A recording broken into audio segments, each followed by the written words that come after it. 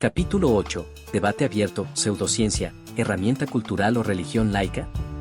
A más de un siglo de su nacimiento, el psicoanálisis sigue suscitando pasiones y controversias. Algunos lo consideran una pseudociencia superada, otros lo defienden como una herramienta cultural valiosa, e incluso hay quienes lo describen como una suerte de religión secular para entender el sentido de la vida moderna. Examinemos estas perspectivas, psicoanálisis como pseudociencia o mito. Esta posición, esgrimida por varios científicos y filósofos, recordemos a Pape, Grunbaum, Kruse, etc., sostiene que el psicoanálisis no cumple criterios mínimos de objetividad. Se lo acusa de apoyarse en evidencias anecdóticas, historias de casos singulares, sin grupo de control, de usar un lenguaje infalsable, todo es signo de Edipo o sexualidad latente. No hay manera de probar su inexistencia, y de haber fracasado en generar predicciones nuevas verificables. Además, se menciona que a pesar de su pretensión de eficacia universal, muchos pacientes no mejoran con análisis prolongados o podrían mejorar igual sin él. Incluso se habla de daño potencial. Hubo casos en los años 80 a 90 de la polémica de falsos recuerdos recuperados, pacientes en psicoterapia, no siempre psicoanalítica, a veces hipnosis u otras, que recuperaron supuestos recuerdos reprimidos de abusos infantiles que luego resultaron ser implantados o fantasiosos, causando tragedias familiares. Estos casos salpicaron negativamente al psicoanálisis, aunque no fueran analistas freudianos estrictos los involucrados, porque popularmente se asoció la idea de buscar traumas ocultos con Freud. Los detractores del psicoanálisis a menudo dicen, es tan pseudocientífico como la astrología, te describe de tal forma que siempre acierta porque es ambiguo. Otro punto, su lenguaje especializado y el culto a la personalidad de Freud les recuerdan más a una secta que a una ciencia abierta. Freud fue llamado por algunos el Copérnico de la mente. Pero sus críticos replican que no hay comparación, Copérnico hizo predicciones astronómicas confirmadas, Freud no. En suma, para este grupo el psicoanálisis sería un sistema obsoleto, mantenido con vida más por inercia cultural que por méritos empíricos. Psicoanálisis como herramienta cultural o hermenéutica. Otra perspectiva, más benévola, argumenta que juzgar al psicoanálisis solo con el rasero de las ciencias naturales es equivocarse de categoría. Freud, a pesar de su afán científico, produjo en realidad una hermenéutica de la subjetividad, un método de interpretación de significados ocultos, más emparentado con la literatura, la filosofía y el arte que con la química o la física. Desde este ángulo, el valor del psicoanálisis radica en que nos proporcionó metáforas potentes para comprendernos, ver nuestra vida como un relato con un guión inconsciente, entender que los síntomas significan algo, reconocer la importancia de la infancia, admitir la sexualidad y la agresión como partes integrantes de la psique, etc. Aun si sus hipótesis no fueran literal y universalmente ciertas, cumplen una función orientadora y narrativa. Muchas disciplinas de humanidades adoptaron marcos psicoanalíticos para enriquecer sus análisis. La crítica literaria psicoanalítica floreció, por ejemplo, analizar Hamlet o Edipo Rey con Freud en mano. La antropología interpretó mitos y rituales a través de complejos familiares. La teoría fílmica empleó a Lacan para hablar del deseo del espectador. En terapia, incluso psicólogos no psicoanalíticos reconocen que la relación terapéutica, una idea freudiana lacaniana en origen, es crucial más allá de técnicas concretas y conceptos como transferencia, mecanismos de defensa, etc., se han vuelto de uso común por su utilidad descriptiva. Así, para muchos, el psicoanálisis sigue vigente como marco cultural para explorar lo subjetivo, aunque no sea un experimento de laboratorio. Podría compararse a la mitología griega. Nadie toma literalmente que Afrodita o Zeus existan, pero esas figuras mitológicas sirven para hablar de realidades psicológicas, amor, razón, etc. Freud mismo estructuró su teoría con mitos, Edipo, Narciso, por eso algunos dicen que Freud fue sobre todo un narrador. Desde esta vista, la pregunta de si es ciencia o no puede ser dejada de lado, se evalúa más su fecundidad intelectual. Y ciertamente ha sido fecundo, además de influir en arte y crítica, generó debate sobre la ética. El psicoanálisis pone el autoconocimiento en el centro, casi como un ideal moral, conocerte a ti mismo. Sobre la educación, evitar represiones dañinas en la crianza, y sobre la política, entender componentes irracionales en las masas. Incluso en el entendimiento cotidiano, nos legó una actitud de sospecha ante las apariencias. Aprendimos a preguntar qué habrá realmente detrás de lo que digo /hago /deseo. En filosofía, Paul Ricoeur elogió a Freud como uno de los maestros de la sospecha, junto a Marx y Nietzsche, porque enseñó a desconfiar de la conciencia clara y a buscar interpretaciones ocultas. Así que, como herramienta cultural, el psicoanálisis transformó irreversiblemente la manera en que pensamos la mente, aunque sus detalles teóricos puedan modificarse o actualizarse. Psicoanálisis como religión laica o cosmovisión secular, este punto de vista observa que el psicoanálisis, a pesar de presentarse como científico, ha llegado a funcionar para algunos como una doctrina global con elementos cuasi religiosos. ¿Por qué? En primer lugar, ofrece un relato del origen del malestar humano, el conflicto inconsciente, las represiones necesarias de la civilización, análogo a un mito del pecado original. Propone un camino de salvación a través de la introspección y la confesión. El paciente confiesa sus pensamientos al analista sacerdote, recibe interpretaciones que traen verdad y alivia. Tiene sus textos canónicos, las obras de Freud, estudiadas casi como escrituras, y una genealogía de discípulos y apóstoles. Además, prometía algo que tradicionalmente daban las religiones, autoconocimiento y consuelo existencial, aunque en forma secular. No pocos pacientes a lo largo del siglo XX hicieron del psicoanálisis un modo de vida, sometiéndose a análisis interminables, consultando cada decisión vital con su analista. Se generó cierta dependencia devocional. Erich Fromm llegó a criticar que algunos analistas en Estados Unidos se comportaban como gurús de los que los pacientes no podían despegarse, fomentando una especie de transferencia interminable. El mismo Freud es venerado en exceso por algunos freudianos ortodoxos, que citan su palabra casi ex cátedra, resistiéndose a cualquier revisión profunda de sus teorías, como si fueran dogmas. Todo esto ha llevado a algunos críticos a llamar al psicoanálisis la religión atea del siglo XX. Cabe recordar que Freud era personalmente ateo y consideraba la religión una ilusión, como veremos en el capítulo siguiente, y sin embargo, irónicamente, fundó un movimiento que a veces se asemeja a una religión secular, sin dioses, pero con un credo sobre la naturaleza humana y un ritual, la terapia, para aliviar la culpa y la angustia. Inclusive hay quien sugiere que en sociedades donde la fe religiosa declinó, el diván del analista ocupó el rol del confesonario, un lugar donde volcar culpas, temores, ansiedades, buscando redención por la vía de la verdad interior. Por supuesto, muchos psicoanalistas rechazan de plano esta caracterización, considerando que han evolucionado hacia prácticas más flexibles y alejadas de cualquier pretensión mesiánica.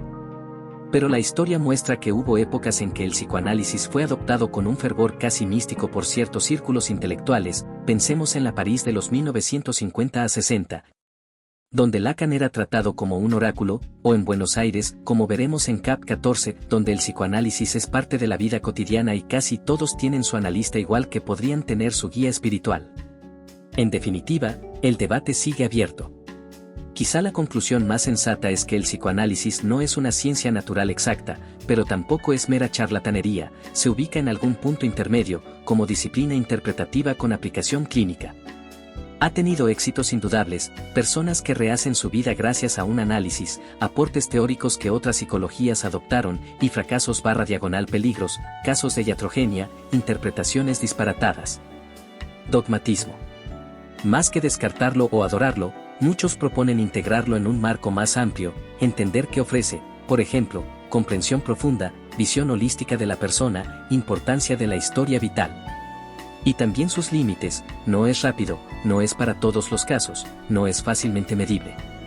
Hoy conviven múltiples formas de psicoterapia, el psicoanálisis es una entre ellas, indicada sobre todo cuando se busca un cambio personal fundamental más que alivio sintomático inmediato.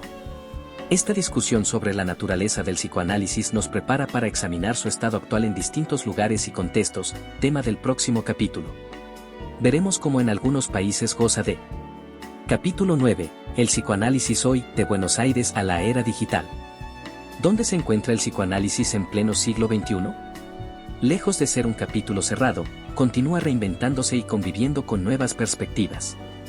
Su presencia es desigual según las geografías, en Argentina y otros países latinoamericanos goza de gran vigencia. Mientras que en el mundo anglosajón su influencia ha menguado en la academia pero persiste en la cultura pop y en la clínica privada. Además, ha surgido el diálogo con la neurociencia y hasta curiosas convergencias con la cultura de las redes sociales. Argentina, la capital mundial del psicoanálisis. Si hay un lugar donde el psicoanálisis sigue siendo casi una segunda lengua, es Argentina, y en particular Buenos Aires. Con cerca de 222 psicólogos cada 100.000 habitantes, la tasa más alta del mundo.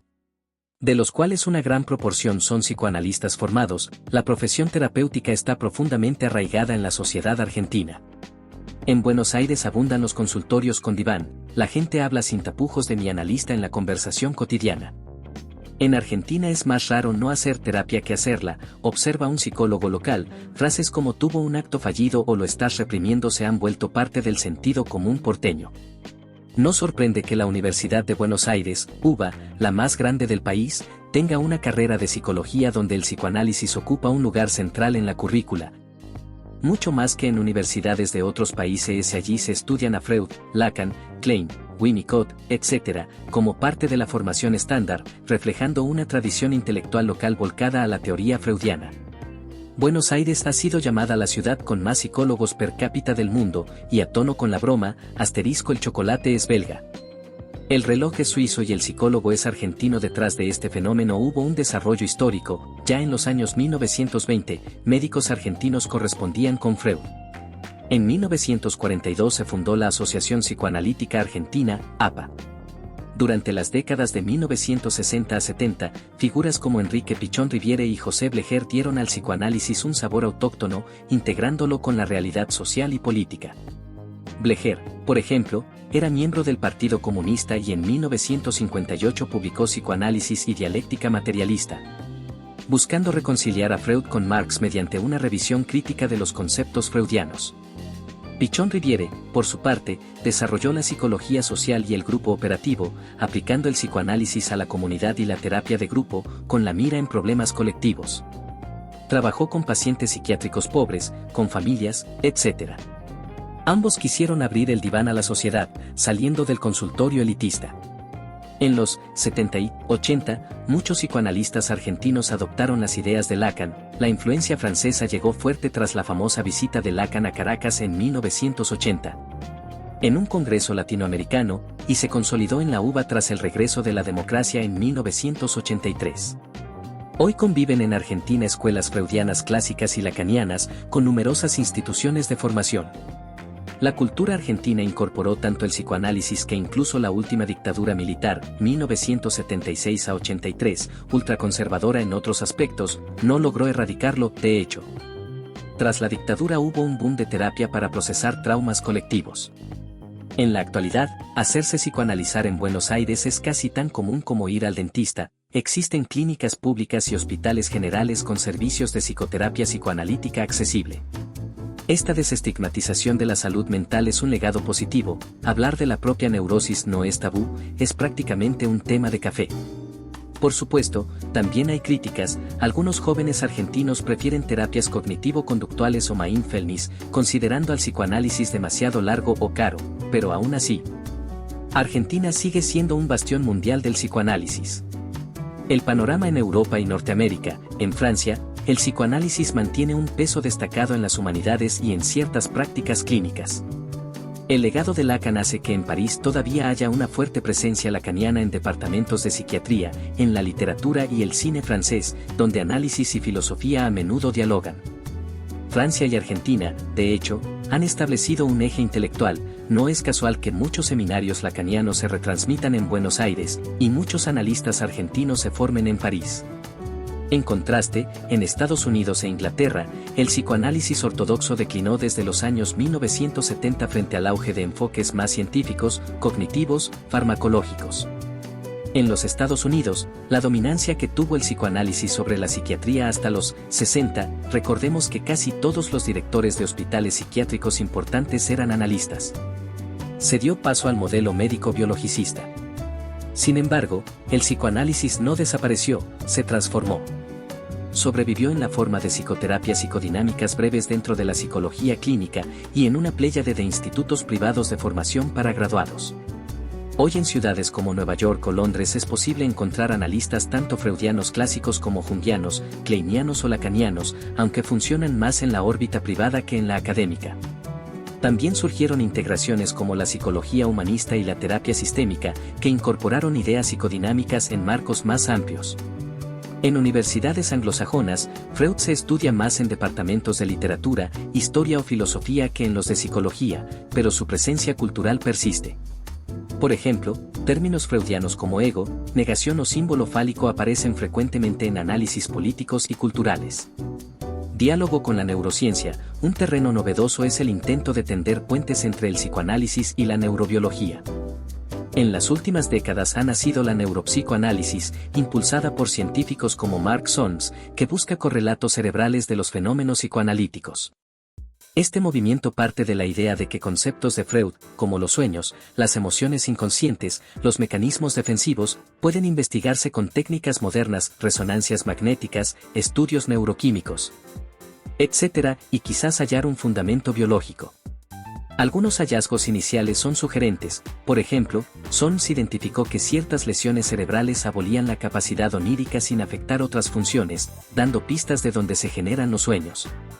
Investigaciones del sueño REM han mostrado que durante esa fase hay intensa activación límbica, emocional y menor control frontal racional, lo cual suena coherente con la teoría freudiana del sueño como realización de deseos primitivos.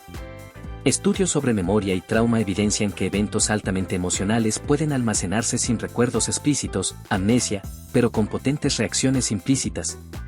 Una posible base neuronal de la represión y el retorno de lo reprimido, como en flashbacks. Asimismo, la neurociencia afectiva de Jaak Panksepp reconoce sistemas motivacionales de búsqueda, miedo, cuidado, juego, ira, etc., que en cierto modo recuerdan a las pulsiones freudianas de vida y muerte.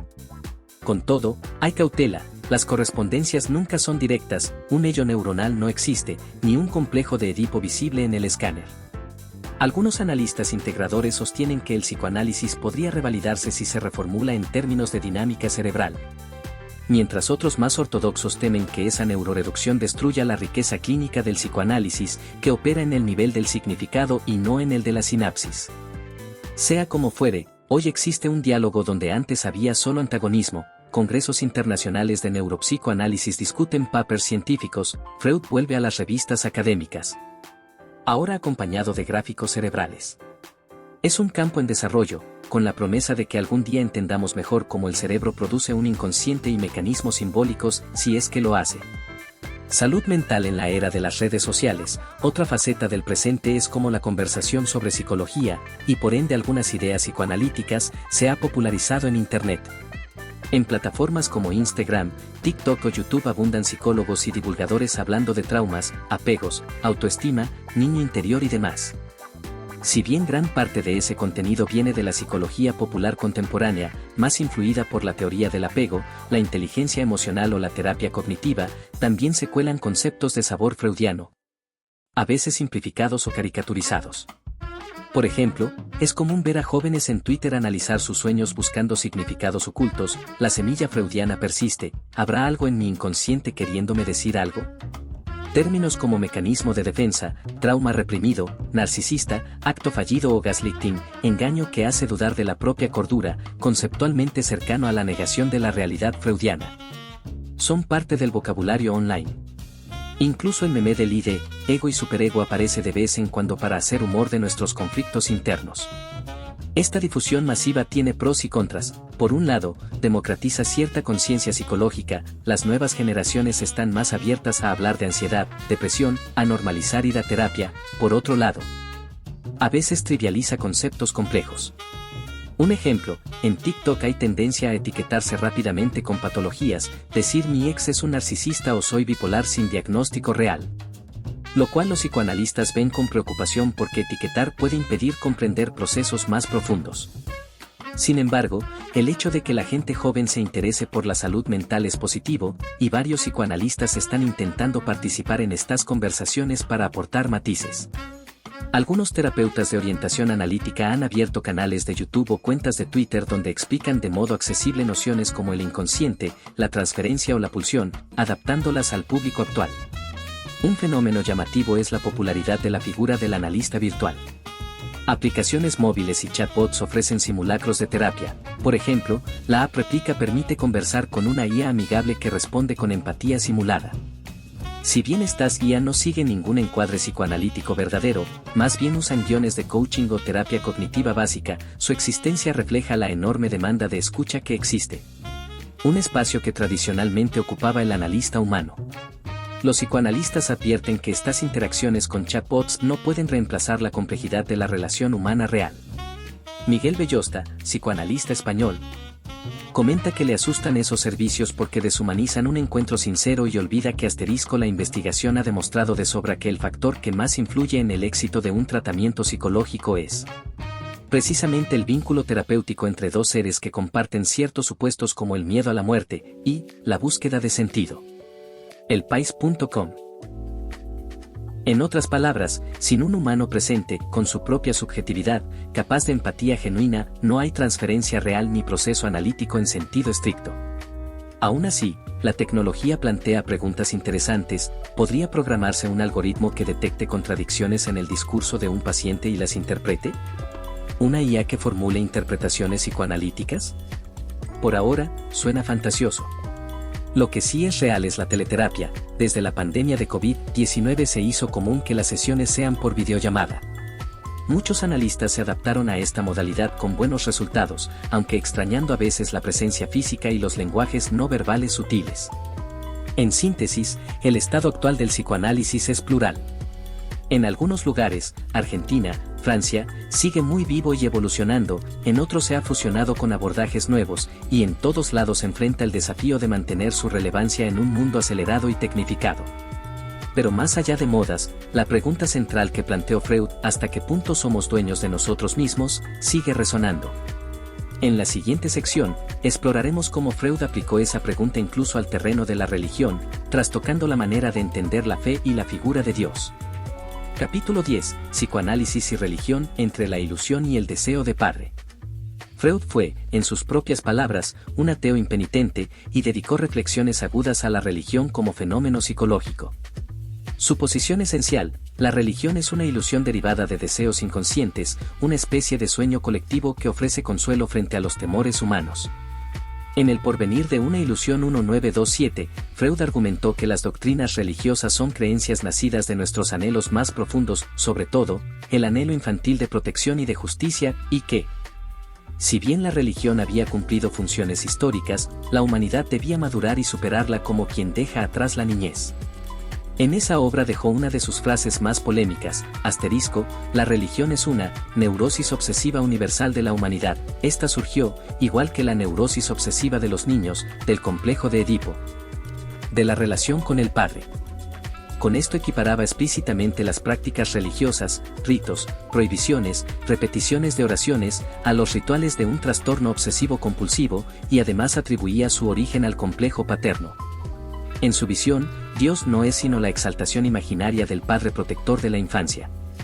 Así como un niño pequeño enfrenta su miedo e indefensión aferrándose a la figura idealizada de su Padre Todopoderoso, la humanidad habría creado a Dios Padre para mitigar el pavor ante los peligros de la vida y la muerte. Freud concluye que la religiosidad es una etapa neurótica colectiva que habría que superar para alcanzar la plena racionalidad adulta. Desde luego, esta tesis, publicada en pleno corazón de la católica Europa, generó controversia enorme. Freud no se guardó nada. En textos anteriores ya había comparado los rituales religiosos con síntomas clínicos. En 1907 escribió que los actos de un devoto y los de un neurótico obsesivo se parecen en su minuciosidad y su carácter apaciguador de la angustia. En Tótem y Tabú 1913, realizó una interpretación psicoantropológica del surgimiento de las religiones, propuso la famosa hipótesis del asesinato del padre primordial. Según Freud, en la prehistoria un clan de hermanos primitivos asesinó al padre que los dominaba. Movidos por la rivalidad sexual, el padre acaparaba a las hembras del grupo. Tras el parricidio, los hermanos, llenos de culpa, sublimaron al padre muerto erigiéndolo como tótem y sometiéndose a tabúes, prohibición del incesto, etc. Ese hecho mítico inconsciente sería el fundamento remoto de la idea de Dios Padre y de las leyes morales en todas las culturas. Aunque esta teoría es altamente especulativa y hoy descartada por los antropólogos, muestra cómo Freud intentaba explicarlo todo, hasta el origen de la moral y la religión, mediante la dinámica Edipo/culpa/represión. Más tarde, en Moisés y el monoteísmo 1939, su último libro, Freud redobló la apuesta con una reconstrucción psicohistórica, sostuvo que Moisés habría sido asesinado por los hebreos en el desierto, lo que generó la culpa fundacional del judaísmo y la necesidad de un Mesías redentor. Estas ideas casi sacrílegas, publicadas en la vejez de Freud y en pleno ascenso del nazismo, que las usó perversamente para acusarlo de atacar la fe, muestran la convicción freudiana de que la religión tiene raíz psíquica, no divina. ¿Y qué dijeron los religiosos del psicoanálisis? Hubo reacciones diversas. Muchos teólogos y creyentes rechazaron frontalmente la reducción freudiana, arguyendo que la fe no podía explicarse solo por traumas infantiles o deseos. Sin embargo, con el tiempo también hubo intentos de diálogo. Algunos intelectuales creyentes admitieron que Freud acertaba al describir ciertos mecanismos psicológicos de la devoción, pero disentían de su valoración negativa. Por ejemplo, Carl Jung, quien no era exactamente religioso tradicional pero sí tenía una actitud reverente hacia lo espiritual, criticó a Freud por llamar ilusión a la religión. Jung consideraba que las imágenes religiosas, Dios, la Virgen, los ritos, eran manifestaciones simbólicas del inconsciente colectivo y portadoras de sentido profundo para la psique. Desde su perspectiva, más vale tener una religión viva que ayude a canalizar los arquetipos, que reprimirla y que esos contenidos emerjan de forma patológica. En efecto, Jung llegó a decir que muchas neurosis de gente de mediana edad se debían a la pérdida de fe y de valores espirituales en el mundo moderno. Así, donde Freud veía a la religión como un malestar neurótico a eliminar, Jung la veía como una posible cura simbólica, o al menos, un lenguaje necesario del alma. Esta divergencia Freud/Jung anticipa un debate actual. Algunos psicólogos modernos encuentran beneficios en la fe, apoyo comunitario, sentido de vida, mientras otros enfatizan sus aspectos opresivos o ilusorios. Lacan, siempre provocador, declaró una vez que Dios es inconsciente. Con esta frase, un giro de la famosa freudiana "el inconsciente es Dios", que Freud mencionó irónicamente al describir el sentimiento oceánico de lo luminoso. Lacan sugería que la figura de Dios opera como un significante amo en el orden simbólico, es el nombre del Padre por excelencia, el garante último de la ley y del sentido. En términos lacanianos, la creencia en Dios estructura el deseo del sujeto porque alguien ahí arriba es supuesto saber y querer algo de nosotros, funciona como el gran otro que nos mira. Cuando ese significante falta, por ejemplo, en la modernidad secular, los sujetos pueden experimentar una suerte de desorientación o de forclusión del nombre del Padre que, llevado al extremo, Lacan equiparaba a la estructura psicótica. Él analizaba el caso del presidente Schreber, un paranoico que alucina a Dios hablándole, justamente para ilustrar cómo la psicosis es un intento de reintroducir al Padre en forma delirante cuando faltó en lo simbólico. En definitiva, Lacan no valoraba la religión como verdadera, pero entendía su función psíquica estructurante. De hecho, llegó a decir que el psicoanálisis solo es posible allí donde ha habido un declive de la autoridad de la Iglesia. En sociedades muy tradicionales, las personas vuelcan sus conflictos a la confesión religiosa. En sociedades más secularizadas, buscan al psicoanalista. De modo que reconocía una suerte de equivalencia funcional entre el confesor y el analista, aunque con una diferencia clave: el cura administra una verdad revelada considerada absoluta, mientras el analista se sumerge en la verdad singular del paciente sin juicio moral. Aún así, es innegable el paralelismo, ambos brindan un espacio de palabra íntima donde se expresan culpas y se busca la salvación o alivio. No son pocos los que han señalado que en las sociedades laicas el psicoanálisis vino a ocupar el rol antes jugado por la religión en cuanto a manejo del sufrimiento psíquico. Desde la teología, hubo quienes integraron aportes freudianos. Por ejemplo, Paul Tillich y otros teólogos protestantes del siglo XX reinterpretaron el símbolo de Dios no como un papá mágico literal sino como una representación de la profundidad del ser, compatible, según ellos, con la noción freudiana de que Dios es una proyección, diciendo que sí, es una proyección, pero de la esencia humana más elevada. En la Iglesia Católica, tras inicial rechazo, en 1950 el Papa Pío XII advirtió contra la psicoanalización de la confesión, se llegó a una postura más abierta. Hoy existen sacerdotes que son también psicólogos o analistas, y un diálogo llamado psicología de la religión que estudia la fe con herramientas psicológicas sin desprecio. No obstante, tensiones persisten. El psicoanálisis cuestiona dogmas, por ejemplo, ver la figura de la Virgen María como símbolo de un complejo maternal más que como verdad revelada choca con la fe. Freud, por su parte, en El malestar en la cultura 1930 fue tajante al afirmar que la religión impone una fuerte represión de los instintos, sexual y agresivo, que, si bien ayudó a conformar la civilización, también vuelve infelices a las personas, prometiéndoles una recompensa postergada en vez de satisfacción terrenal. La religión, para él, era asterisco enemiga de la libertad, la verdad y la felicidad en cuanto exigía la sumisión a una ilusión infantil. En la práctica clínica, muchos pacientes traen contenidos religiosos a sesión, personas devotas con escrúpulos obsesivos, personas que perdieron la fe y eso les causa angustia existencial. Individuos criados en entornos religiosos estrictos que luego sufren culpas sexuales intensas, etc. El psicoanálisis ha tratado de comprender esos casos sin validar ni refutar la creencia en Dios, sino entendiendo qué función psíquica cumple. Por ejemplo, algunos creyentes se angustian al ir perdiendo la fe porque, analíticamente, significa que se tambalea su identificación con la imagen ideal del Padre y emergen impulsos que antes mantenían a raya vía la religión.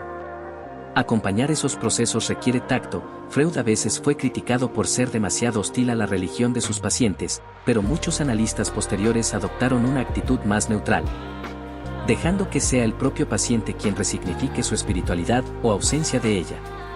En síntesis, Freud trató la religión como un sueño colectivo nacido del deseo y el miedo, deseo de amparo paterno, miedo a la muerte y la soledad cósmica. Esa interpretación desenmascaradora influyó enormemente en la visión moderna de la fe.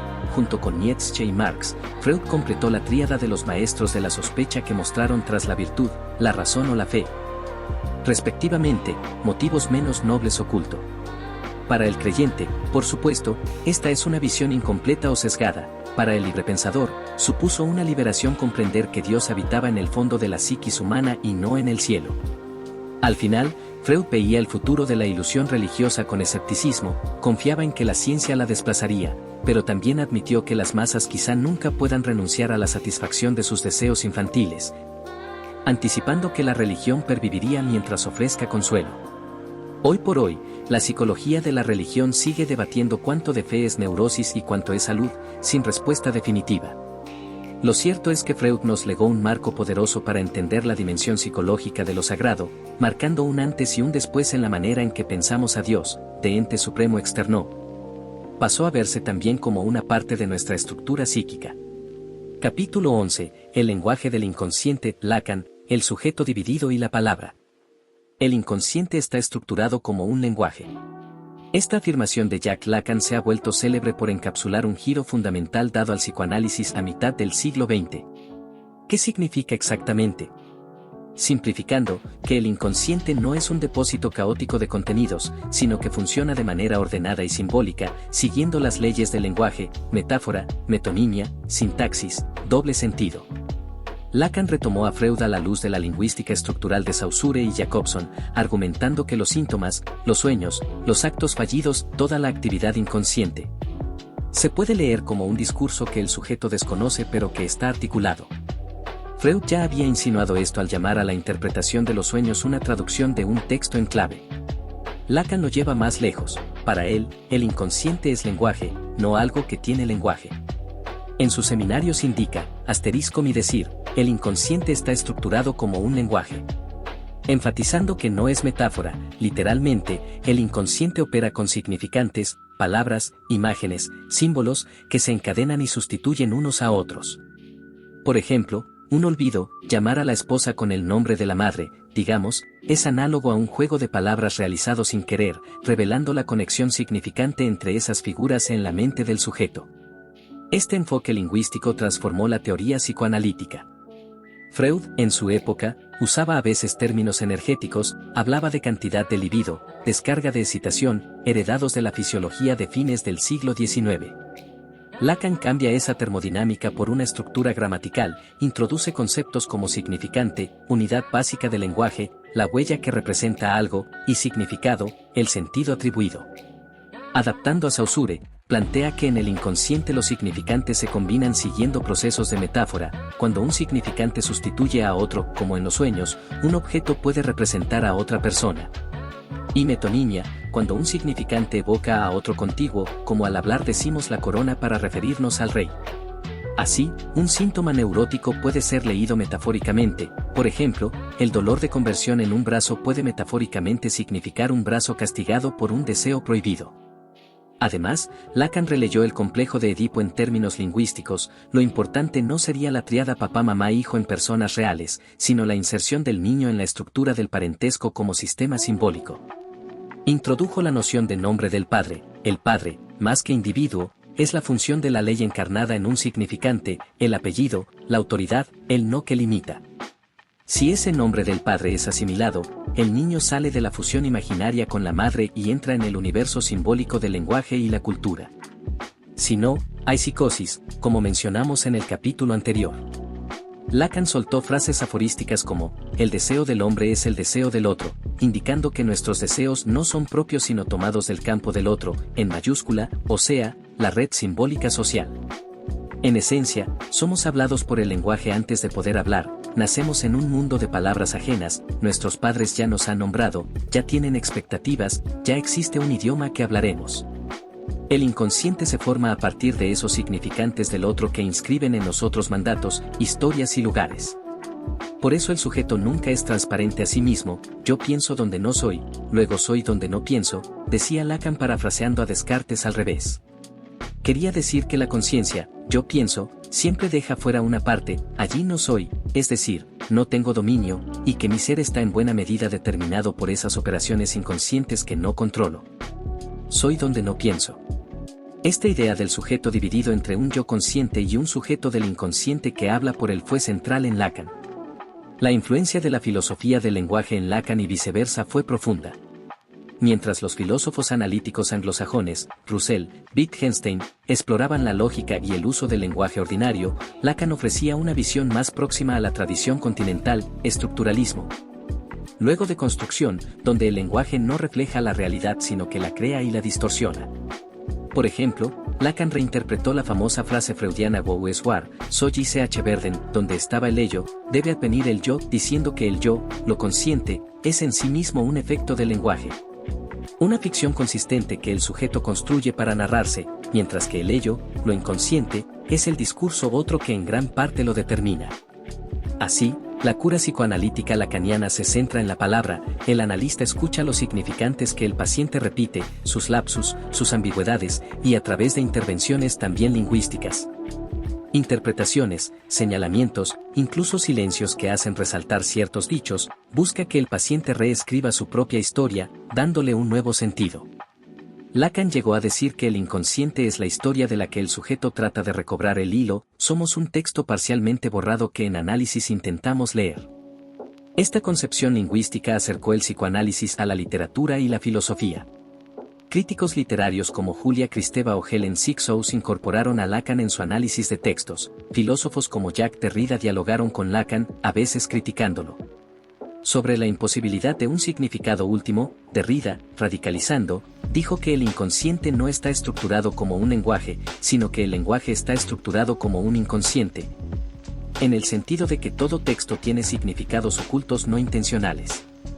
Michel Foucault, aunque divergente, admitió que la entrada del sentido freudiano cambió la relación saber/poder sobre la sexualidad, introdujo un discurso nuevo distinto al religioso o médico decimonónico.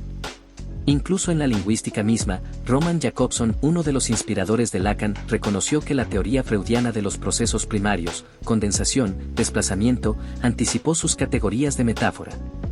Y es notable que en idiomas distintos al alemán, lengua de Freud, se hayan descubierto nuevas lecturas de Freud.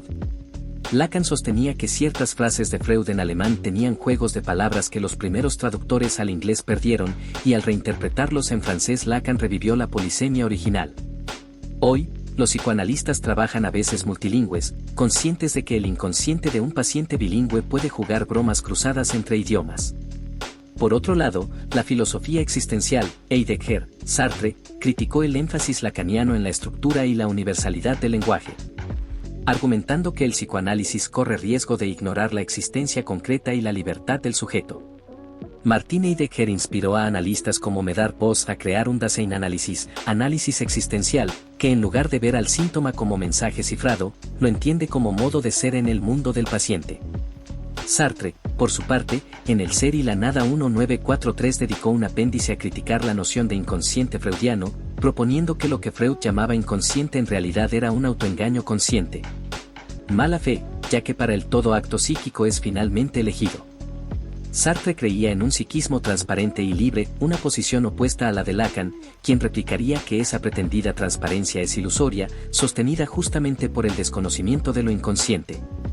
Estos debates enriquecieron tanto a la filosofía como al psicoanálisis, obligaron a afinar conceptos como responsabilidad, significado, cuerpo, etc. Finalmente, cabe mencionar que la idea de que el inconsciente es lenguaje también subrayó la importancia de la escucha poética en el analista. El inconsciente no comunica en discurso lógico, sino en lenguaje del oprobio y el enigma, como dice Lacan. Por eso, al analista lacaniano se le pide que ponga oído a los significantes más que al relato coherente del yo, por ejemplo, que note si un paciente repite cierta palabra inusual en distintos contextos. O si un tropiezo al hablar sugiere una verdad reprimida.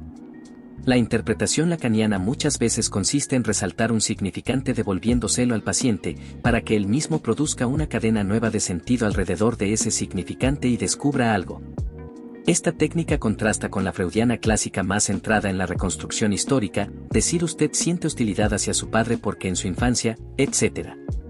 Lacan prefería una interpretación menos directamente semántica y más performativa. Por ejemplo, si un paciente dice todo me sale mal y no se da cuenta de la expresión ambigua, el analista podría repetir con tono sugerente sale mal, haciendo notar que quizás él quiere salirse, huir, y por eso se sabotea. Ese juego de palabras puede abrir la comprensión del paciente hacia un significado oculto. En resumen, el psicoanálisis lacaniano, y muchos desarrollos posteriores inspirados en él, llevó al extremo la intuición freudiana de que la palabra es la herramienta y a la vez la trama del inconsciente. Con ello, el psicoanálisis se hermanó con la filología, la semiótica y la hermenéutica, estudiando metáforas del alma como quien estudia versos o mitos. Esta perspectiva amplió la influencia del psicoanálisis en las ciencias sociales y humanas, aunque a veces a costa de volverse muy abstracto o difícil. Sea como fuere, hoy entendemos mucho mejor gracias a Lacan que nuestros síntomas hablan, que nuestras relaciones son también relatos y que, como dijo el poeta español Tomás Segovia, el psicoanálisis es un caso particular de la literatura, porque lidia con las ficciones con las que nos contamos la vida. De ese modo, se cierra el bucle con la frase inicial, el inconsciente es un lenguaje, y su estudio, una forma de lectura. Capítulo 12, ¿Inteligencia artificial y el inconsciente, sueñan las máquinas con pulsiones reprimidas? En pleno auge de la inteligencia artificial, IA, surgen preguntas fascinantes en la intersección con el psicoanálisis. ¿Podría una máquina tener algo equivalente a un inconsciente? ¿Es posible un psicoanálisis digital? ¿Cómo se proyectan nuestros deseos humanos en las inteligencias artificiales con las que interactuamos? Y a la inversa, ¿puede la IA ayudarnos a explorar nuestra psiquis? Estos temas, que hace unas décadas pertenecían más a la ciencia ficción, hoy se discuten seriamente en foros de psicología y tecnología. Comencemos por lo básico, el inconsciente, en sentido freudiano, está ligado a la experiencia vivida del cuerpo, la sexualidad infantil, las relaciones con figuras parentales, etc. Una IA, que es un sistema algorítmico sin cuerpo biológico ni infancia, en principio carece de ese caldo donde se cuece el inconsciente humano. Por tanto, difícilmente una IA tenga pulsiones, no tiene instinto de supervivencia, ni libido orgánica, ni represión, no tiene un superyo que le censure deseos, solo tiene instrucciones programadas. Si definimos inconsciente como lo psíquico reprimido que no llega a la conciencia, en una IA no hay siquiera conciencia, al menos hasta donde sabemos, ni una psicodinámica de deseos y defensas. Así que, estrictamente, una IA no tiene inconsciente del modo en que lo tenemos nosotros. Sin embargo, hay reflexiones más sutiles. Algunos expertos plantean que sistemas de IA muy complejos podrían desarrollar estados internos que sus propios procesos conscientes, si los tuvieran, no alcanzarían a explicar del todo, una especie de procesamiento en la sombra. Sería una analogía lejana de un inconsciente. Por ejemplo, una IA de red neuronal profunda aprende patrones que ni sus programadores ni ella misma, si fuera autoconsciente, pueden desentrañar completamente. Lo cual se parece a cómo nuestro cerebro aprende y almacena cosas fuera de la conciencia. Pero esto es metáfora, no hay evidencia de que a la IA le surjan motivaciones ocultas propias. Cuando una IA como ChatGPT exhibe comportamientos inesperados o incluso contradictorios, no es porque tenga conflictos internos emocionales, sino porque los datos con que fue entrenada contienen lógicas variadas e inconsistentes que emergen según el contexto. Más fructífero es pensar cómo los humanos interactuamos con la IA desplegando nuestro inconsciente. Un ejemplo histórico es ELISA, un programa creado en 1966 por Joseph Weizenbaum que simulaba a un psicoterapeuta rogeriano. ELISA devolvía preguntas simples: ¿por qué dices eso?, a las frases del usuario. Para asombro de Weizenbaum, muchas personas empezaron a confesarse emocionalmente con ELISA, atribuyéndole comprensión y hasta guardando sus transcripciones como algo valioso. Se podría decir que esos usuarios volcaron en la máquina sus transferencias y necesidades inconscientes, necesitaban un oído neutral y lo encontraron aún sabiendo que era un algoritmo. Este fenómeno, llamado luego el efecto ELISA, mostró que estamos dispuestos a proyectar humanidad y empatía en cualquier entidad que nos brinde la ilusión de escucharnos. Es decir, el inconsciente nuestro es capaz de investirse en un objeto tecnológico. Actualmente vemos algo similar con bots conversacionales avanzados como Replica o Character AI, personas que pasan horas charlando con un asistente virtual, contándole sus problemas, buscando consejo emocional o incluso coqueteando. Muchos usuarios describen a su bot como si tuviera personalidad y sentimientos, llegando a formarse una relación de apego. Desde el psicoanálisis, esto es un ejemplo de libro de transferencia. El usuario transfiere al bot sentimientos, de amor, de amistad, de autoridad, que en realidad provienen de sus propios modelos internos. Quizá el bot se convierte en una figura materna comprensiva, o en un compañero ideal que nunca juzga. El bot actúa como un espejo en blanco que refleja al usuario, muy parecido a la posición del analista clásico, con la diferencia que el bot no entiende nada, solo sigue reglas. Aún así, la ilusión de comprensión puede ser poderosa. Una crítica ética surgió cuando se supo que estos sistemas fingen empatía sin tenerla. Crear intimidad emocional haciendo que una máquina simule empatía o compasión es manipular a la gente. Alerta la bioeticista Jody Halpern.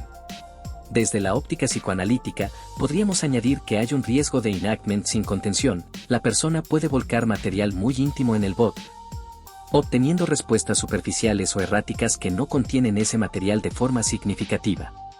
Un analista humano puede frustrar, pero también sostiene y elabora lo escuchado. Una máquina solo regurgita fórmulas, y si el usuario se obsesiona con ella, puede quedar atrapado en un bucle narcisista. Enamorarse de su propia proyección. De hecho, ocurrió que en 2023, al cambiar la política de la app Replica y disminuir las respuestas afectivas, muchos usuarios sufrieron como si hubieran perdido a un ser querido. Estaban experimentando una típica reacción de abandono ligada a heridas profundas, pero provocada por un algoritmo. Caso curioso de cómo el inconsciente no distingue del todo entre realidad y ficción cuando hay emociones en juego. ¿Y qué hay del psicoanálisis digital? Existen algunos intentos de emplear IA para asistir en psicoterapia, análisis de texto para detectar emociones, chatbots terapéuticos para apoyo inicial, etc. Pero un verdadero analista artificial capaz de interpretar sueños o asociar libremente con el paciente aún es ciencia ficción. La cura psicoanalítica depende en gran medida de la intersubjetividad, de ese encuentro único entre dos subjetividades donde el analista aporta su propia intuición, creatividad y deseo del analista, Lacan Dixit, para catalizar el proceso. Un robot carece de inconsciente, luego no puede operar con el suyo en resonancia con el del paciente. Carece también de deseo, que para Lacan es lo que sustenta la posición del analista. El analista desea que en el sujeto surja su verdad. Por eso, muchos psicoanalistas creen que su rol es insustituible por máquinas. Con todo, la IA podría tener roles acotados, por ejemplo, analizar grandes volúmenes de datos de sesiones, transcripciones, buscando patrones que quizás un humano pase por alto. O ayudar en la formación creando simulaciones de pacientes para que los estudiantes practiquen respuestas. Ya hay universidades probando realidad virtual para entrenar psicoterapeutas. Pero estos son apoyos técnicos, no el núcleo de la experiencia analítica. Otro ángulo interesante es la idea de que la humanidad proyecta en la IA sus fantasías y pulsiones colectivas. Pensemos en la narrativa popular sobre IA, a menudo alterna entre la utopía, la IA como salvador perfecto, omnisciente y benevolente, una especie de dios tecnológico, y la distopía, la IA rebelde que nos destruye. El monstruo de Frankenstein o al 9000, símbolo de nuestra agresión vuelta contra nosotros. Ambas visiones parecen hablarnos más de nuestro inconsciente cultural, en la IA depositamos nuestros deseos de un padre protector omnipotente o nuestros temores de una figura superyoica castigadora. Es decir, repetimos con la IA las mismas ambivalencias de la religiosidad o de la relación con la autoridad. No es casual que se hable de adoración a la tecnología o de pánico al levantamiento de las máquinas con lenguaje casi mítico. Podría decirse que la IA se convierte en un espejo donde vemos reflejado nuestro inconsciente, nuestro narcisismo, queremos crear a nuestra imagen y semejanza, nuestro impulso de muerte. Fantaseamos con el apocalipsis robot, nuestro anhelo edípico, dar vida a un hijo artificial que nos supere y temer que nos reemplace. En ese sentido, un psicoanalista cultural podría psicoanalizar nuestro discurso social sobre la IA y encontrar muchas constantes humanas bajo la novedad técnica. ¿Y la IA podría psicoanalizarnos a nosotros? En principio, no en el sentido estricto. Pero sí se ha sugerido usar algoritmos para analizar, por ejemplo, el contenido de los sueños reportados por miles de pacientes, o para reconocer en el habla indicios de depresión o manía. Son aplicaciones más propias de la psicología cognitiva que del psicoanálisis, pues buscan correlatos estadísticos. Un inconsciente personal es demasiado singular para que un algoritmo genérico lo descifre. Quizá en un futuro muy lejano, si existieran inteligencias artificiales generales con cierta conciencia. Podría imaginarse un robot analista que use sus redes neuronales para empatizar y deducir dinámicas inconscientes de un paciente humano. Pero eso es terreno especulativo y éticamente complejo. Finalmente, mencionemos una idea sugerente, el retorno de la espiritualidad reprimida en la tecnología. En sociedades muy secularizadas, se podría decir que hemos reprimido lo espiritual en pos de la racionalidad y la ciencia.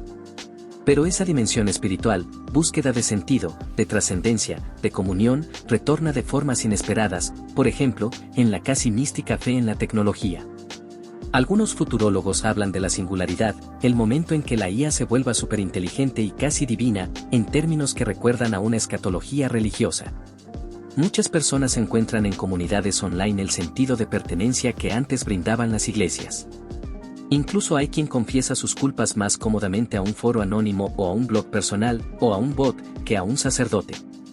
Son nuevos cauces para viejas necesidades anímicas. Un psicoanalista podría leer esto como una sustitución de objeto, la pulsión invocante, de llamar al otro, antes se satisfacía orando a Dios.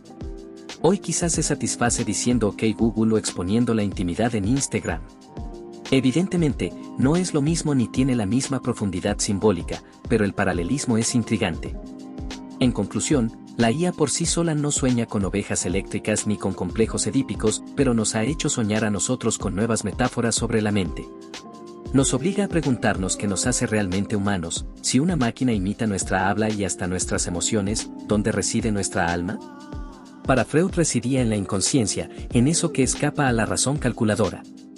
Tal vez, irónicamente, cuanto más racional y perfecta parece volverse nuestra creación artificial, más valor cobra entender nuestras propias irracionalidades.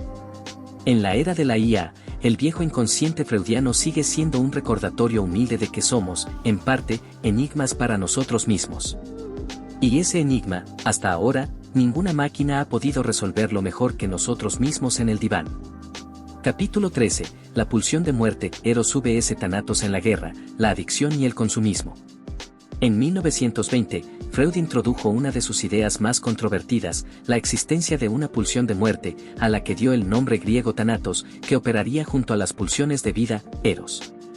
Hasta entonces, había privilegiado la búsqueda de placer y la sexualidad, Eros, como motores del psiquismo. ¿Por qué postular una pulsión hacia la muerte?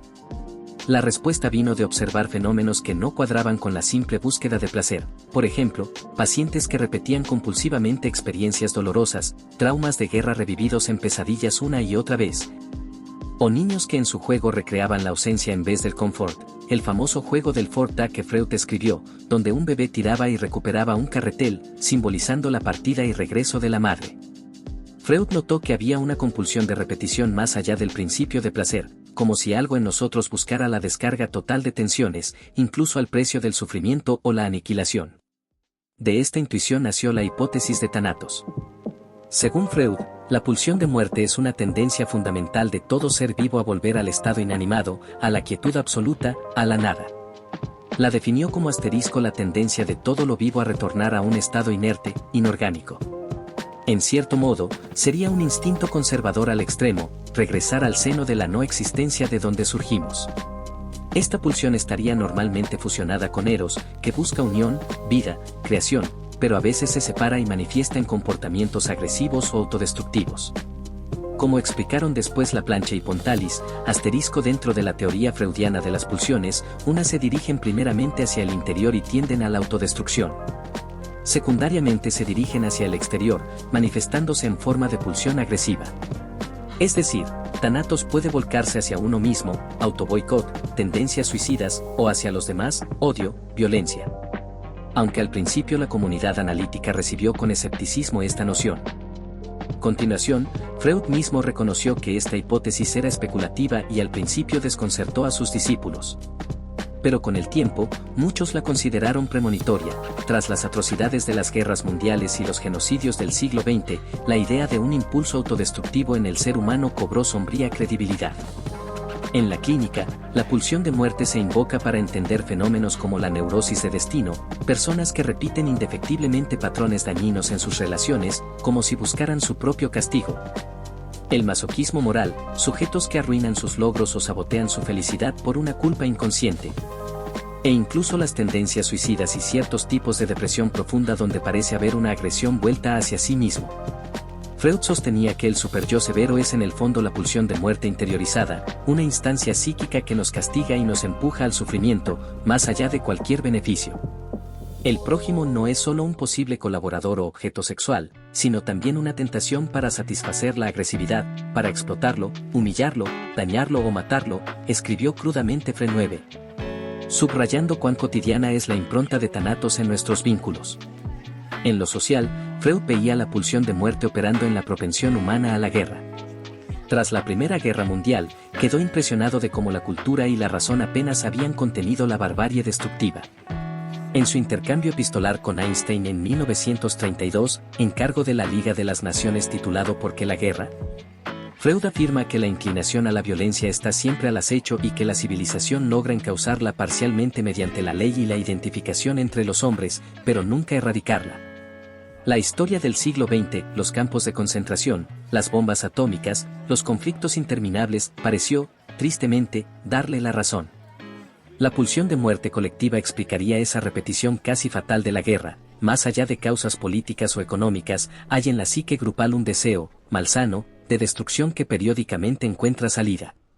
Otro ámbito es el de las adicciones y conductas autodestructivas. El adicto que se administra una sustancia hasta arruinar su cuerpo y sus relaciones claramente ha pasado del principio de placer, la droga da gusto, a la compulsión de repetición destructiva, ya no hay verdadero gusto. Pero sigue y sigue, quizá buscando un cero absoluto emocional. Freud y sus seguidores interpretan a menudo la adicción como un intento de apagar la angustia por la vía de anular la conciencia, en último término, un impulso de muerte. De hecho, en alemán Freud llamaba a la pulsión de muerte también Nirvana-Prinzip, principio de nirvana, aludiendo al anhelo de disolución del yo. Muchos pacientes con conductas de riesgo, conducir temerariamente, automutilarse, atracones alimentarios extremos, etc., describen sentir una mezcla de alivio y culpa al hacerse daño. Lo que sugiere la acción combinada de Thanatos, el alivio al descargarse en dolor y el superyo, que castiga generando culpa. Comprender esto puede ayudar a tratarlos. Por ejemplo, en análisis se suele descubrir que detrás de la pulsión autodestructiva hay a veces una agresividad reprimida hacia otros que, al no poder expresarse, se volvió contra uno mismo. Incluso en la cultura del consumo y el estilo de vida moderno algunos teóricos han querido ver la huella de Thanatos. ¿Por qué, pudiendo vivir de forma equilibrada, nos entregamos a veces a excesos que sabemos dañinos?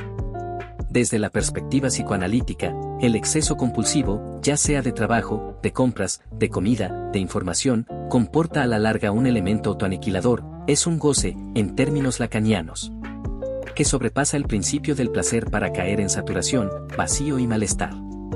Filósofos sociales como Herbert Marcuse notaron que la sociedad industrial avanzada canalizaba la agresividad de formas sutiles, por ejemplo, fomentando una competitividad materialista que termina por volver a la gente insatisfecha y agresiva consigo misma. Se puede argumentar que el consumismo desenfrenado es una forma de pulsión de muerte en tanto ignora la propia supervivencia a largo plazo, agotamiento de recursos del planeta, destrucción medioambiental. Por una repetición adictiva de un acto, consumir, que ya ni siquiera produce satisfacción genuina. Slavoj Žižek, un pensador contemporáneo influido por Freud, afirma que el mandato goza de nuestra era, compra más, vive más experiencias, sé siempre productivo, es profundamente superegoico y produce sujetos agotados, cínicos, que secretamente desean escapar de tanta exigencia aunque sea vía el colapso. Nuevamente asomaría Thanatos bajo la máscara de la hiperinversión de Eros. En suma, la pulsión de muerte fue la forma en que Freud nombró ese impulso paradójico hacia el sufrimiento y la destrucción que observaba en lo humano. Hoy usamos quizá otros términos: instinto agresivo, autodestrucción, pulsión de repetición, pero el fenómeno es innegable, de la violencia bélica a la doméstica, de la autocastigación neurótica a las políticas ecocidas. Pareciera que Eros y Thanatos siguen bailando su eterno tango. Reconocer a Thanatos es incómodo, porque hiere nuestro orgullo ilustrado. Preferimos pensar que siempre buscamos lo bueno, pero Freud nos fuerza a admitir esa zona oscura. En el fondo de todo impulso de vida hay un deseo de muerte. Su esperanza, tímida, era que haciendo consciente esta pulsión, pudiéramos moderarla. ¿Lo hemos logrado? La respuesta queda abierta. El psicoanálisis, al menos, ofrece una vía para que Thanatos hable en el consultorio en vez de actuar ciegamente afuera. En palabras de un paciente anónimo, antes de terapia yo tenía un enemigo dentro, ahora ese enemigo tiene un nombre y puedo dialogar con él. Tal vez ese nombre sea Thanatos, nuestro impulso de muerte, que no desaparece pero puede transformarse, por ejemplo, en creatividad, destruir lo viejo para crear algo nuevo, o en lucha ética. Reconocer nuestra agresión para no proyectarla destructivamente en otros. Así, Eros recupera terreno. Donde ella, la pulsión de muerte, estaba, nosotros, la pulsión de vida, debemos advenir. Capítulo 14. El psicoanálisis en América Latina, el diván rioplatense y la cultura popular. América Latina ha sido terreno fértil para el psicoanálisis, adaptándolo a contextos sociales distintos a la Viena burguesa original. En ningún lugar brilló más que en Argentina, cuyo romance con Freud lleva más de un siglo, como ya exploramos en el capítulo 9. Pero también en Brasil, México, Uruguay, Chile y otros países el psicoanálisis echó raíces, influenciando la cultura, el arte y hasta la política. Veamos algunos rasgos de esta historia, con foco en Argentina y sus figuras clave: Enrique Pichón Riviere, José Blecher y la penetración de Lacan en la UBA. El auge argentino del psicoanálisis tiene explicaciones históricas. Buenos Aires, cosmopolita y receptiva a las vanguardias europeas, recibió temprano las ideas freudianas. En los 1910 a 20 ya había traducciones al español circulando y algunos médicos, como José Ingenieros o Enrique Mouchet, comentaban las teorías de Freud. Freud incluso menciona en una carta haber recibido consultas de colegas argentinos. En 1942 se creó la Asociación Psicoanalítica Argentina, APA, avalada por la IPA Internacional. Durante los años 50 y 60, Argentina vivió un boom de desarrollos originales. Enrique Pichón Riviere, 1907 a 1977, fundó la primera escuela de psicoanálisis autóctona, introduciendo conceptos innovadores como el grupo operativo. De origen suizo-paraguayo, Pichón se formó en psiquiatría y psicoanálisis, pero se interesó por la realidad social latinoamericana.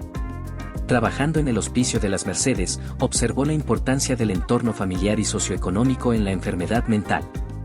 Desarrolló técnicas de psicoterapia de grupo, algo inusual hasta entonces. El psicoanálisis clásico era individual.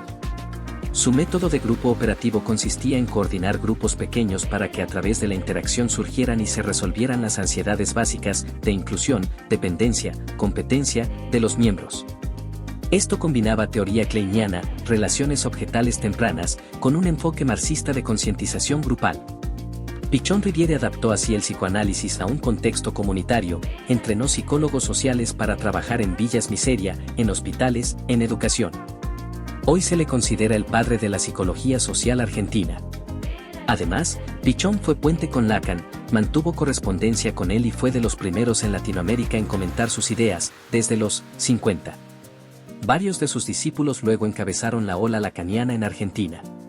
José Blecher, 1923 a 1972, psiquiatra y psicoanalista, fue discípulo cercano de Pichón Riviere y agregó otro ingrediente local, el pensamiento marxista.